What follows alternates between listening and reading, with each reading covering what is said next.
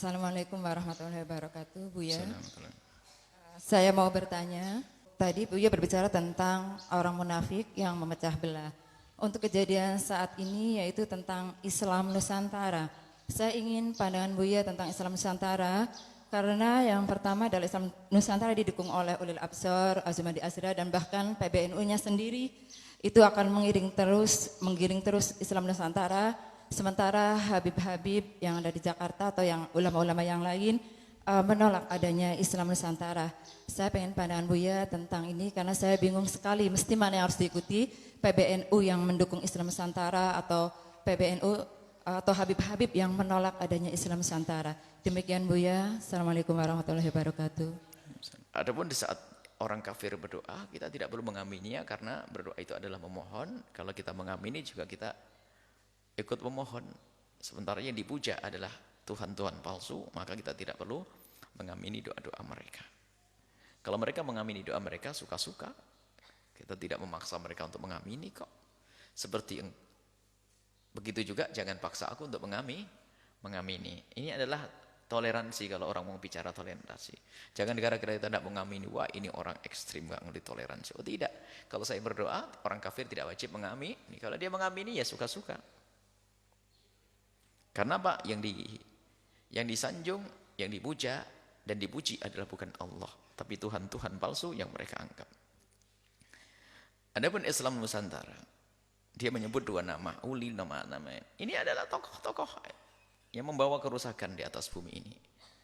Adapun dia di saat membawa ormas Indonesia, nama ormas, dia terjerumus kalau memang itu adalah. Kita tidak bicara tentang Islam Nusantaranya. Terserah namanya apa itu nggak penting. Tapi siapa orang yang di dalamnya yang menghidupkannya itu yang jadi masalah. Islam Nusantara, kalau secara istilah ya boleh saja, kenapa tidak? Kita buat Islam Cirebon saja, ya nggak ada masalah. Asal akidahnya benar dan sebagainya. Cuman manusianya itu siapa? Lah kalau manusia yang disebut tadi,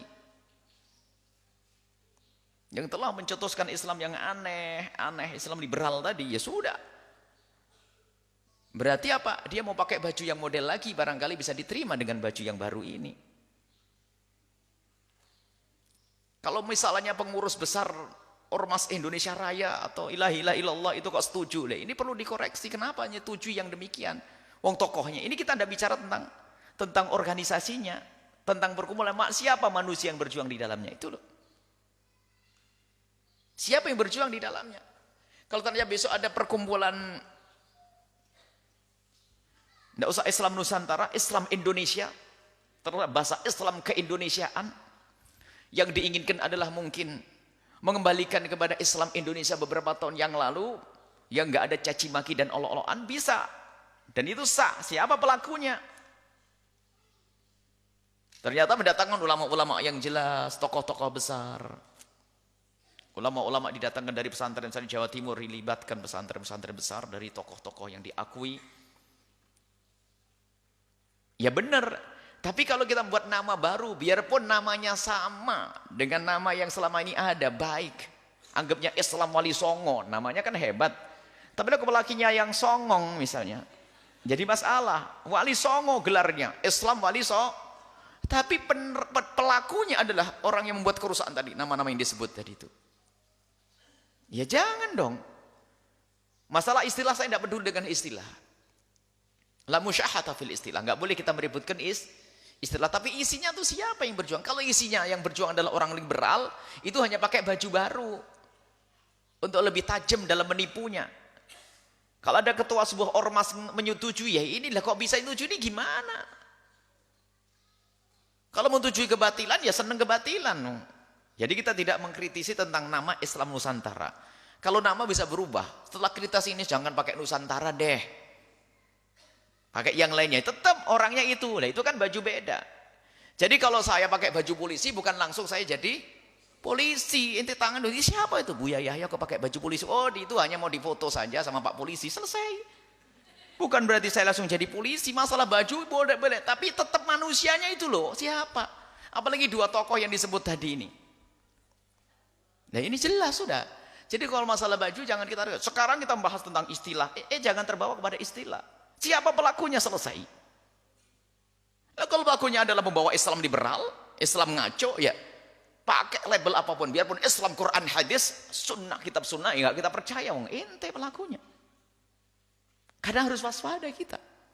Dan memang orang munafik itu selalu seperti itu. Orang munafik itu akan selalu dengan bermacam-macam cara. Dia akan pakai bermacam-macam baju. Karena namanya munafik, bajunya baju kita, pakai baju sini, baju situ, baju sini. Sehingga orang munafik itu bajunya banyak. Kalau sama orang Hindu pakai baju Hindu. Kalau orang Buddha pakai baju Buddha. Kalau pakai dia Islam munafik. Itu seperti orang munafik kalau kumpul sama orang Yahudi, lidah Yahudi. Kalau kumpul sama orang Islam gitu. Kayaknya Islam bawa Al-Quran ini. Bahkan bawa nama pondoknya, mbahku, bapakku. Dibawa semuanya. Ini. Situ. Namanya munafik. Selalu pakai baju yang macam-macam. Bajunya banyak itu. Sekarang baju barunya Islam Nusantara. Nah kalau Islam Nusantara ternyata dipegang oleh tokoh-tokoh mulia, pembela kebenaran yang sesungguhnya, saya bergabung di situ. Al-Bahjah menjadi pendukung Islam Nusantara. Akan tapi kalau ternyata pelakunya adalah pembawa keonaran, penoda akidah, nggak ada perlunya kita ikut. Jadi permasalahannya adalah bukan urusan nama. Tapi siapa pelakunya? Maka kalau sudah orang-orang tersebut membuat program apapun, seindah apapun, kita tidak boleh mudah terpengaruh. Sebab yang namanya orang munafik akan selalu menyusupkan kemunafikannya. Ingin membawa orang-orang kepada kekafiran. Lihat ayat selanjutnya kalau kita baca, bagaimana mereka menginginkan kita tuh masuk ke agama mereka. Ayat selanjutnya itu. Orang munafik dengan bermacam-macam cara menginginkan agar kita sama dengan mereka. Orang kafir pun demikian melalui antek-anteknya dari munafik untuk menjadikan kita seperti mereka. Dan persis kalau kita belum ikut mereka itu belum puas mereka. Bermacam-macam cara. Model pokoknya harus kita ikut mereka. Dan naudzubillah. Kalau sudah ikut mereka, ikut grup mereka, biarpun kita seolah-olah kopiahnya putih, masih bajunya putih, tapi hatinya sudah anti-Islam. Anti-Islam yang benar. Ini adalah duri dalam daging umat Islam. Nggak peduli. Biarpun dia adalah, kita tidak bisa menyebut tokoh, apakah ketua ormas atau apa. Biarpun dia jubahnya berkibar kayak apapun, tidak. Kalau sudah ikut Islam ngaco, dia adalah ngaco. Kita perlu menyelamatkan umat. Jika betul cerita dari ibu tersebut. Sebab kita tidak pernah peduli dengan urusan istilah. Tidak pernah kita ngurusi istilah itu.